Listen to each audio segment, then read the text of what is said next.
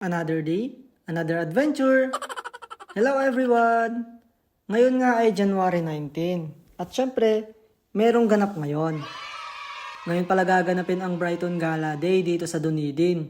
At syempre, hindi tayo pwedeng magpahuli dyan. Pumunta nga kami dyan ng wife ko, pero bago kami pumunta ay umattend muna kami sa church. At dahil nga Sunday yan, hindi tayo pwedeng hindi makapag-church dyan. After nga din namin umattend sa church, umuwi agad kami para makapagbihes at dumiretso na din agad kami dyan sa Brighton Gala Day. Pagdating nga namin dyan, buti na lang meron kaming naabutan na parking space dahil sobrang hirap nga mag-parking that day dahil madaming sasakyan. And the same time, sobrang crowded.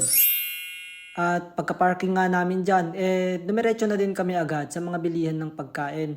Syempre, may mga nakita kami doon ng mga Filipino food, especially yung barbecue. Dahil yun talaga yung dinadagsa doon. Magpapahuli ba naman ng mga Pilipino, di ba? Kabayan natin yan. Syempre, nakipila muna dyan ang wife ko. After nga namin dyan pumila, kumain din agad kami ng nabili naming barbecue. Then, naglakad-lakad agad kami. Meron din pala dyang helicopter rides tulad last year at sa mga nakaraang taon. Pero syempre, hindi na kami sumakay dahil medyo makulimlim that day. Hindi rin namin ma-appreciate yung ganda ng dagat dahil nga hindi siya sunny. Nakasakay naman kami dyan last year sa ganyan. Habang naglalakad nga kami dito, nakikita namin na sobrang dami talagang mga activities. Kaya hindi ka talaga maboboring. Pwede sa mga bata, pwede din para sa mga matatanda. Madami rin dyan bilihan ng pagkain. Kung gutom ka, pwede kang bumili. Kung gusto mo mag-games or maglaro, pwede kang maglaro. May mga parang peryahan din pala dyan, pero hindi na namin trinay. Kasi nga, meron din kasi akong duty dyan ng 3:30. So, minaximize lang namin yung 2 oras na pag-stay dyan. Syempre, after namin maglakad-lakad, sinubukan din namin bumili sa mga ibang kainan dyan tulad ng mga churros at iba pa. Pati na rin yung mga dumplings, kinainan din namin dyan. Para naman kahit papaano, masubukan namin dahil bihira lang nagkakaroon ng mga festival o ganitong celebration dito sa Dunedin.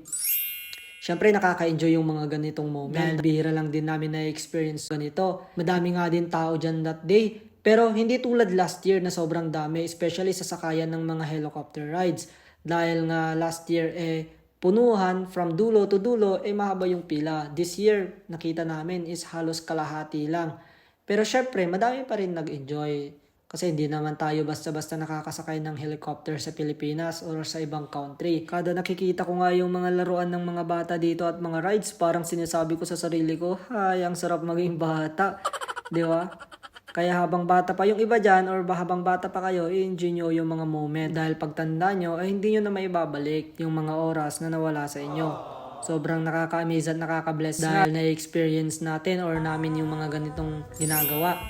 Meron din palang banda dyan na mapapanood. May mga nanonood din na tao dyan pero hindi naman ganun kadami. Hindi ko lang alam kung bakit. Hanggang dito na lang tayo. Thank you guys for watching. You want more adventures? Follow na. God bless everyone. Peace!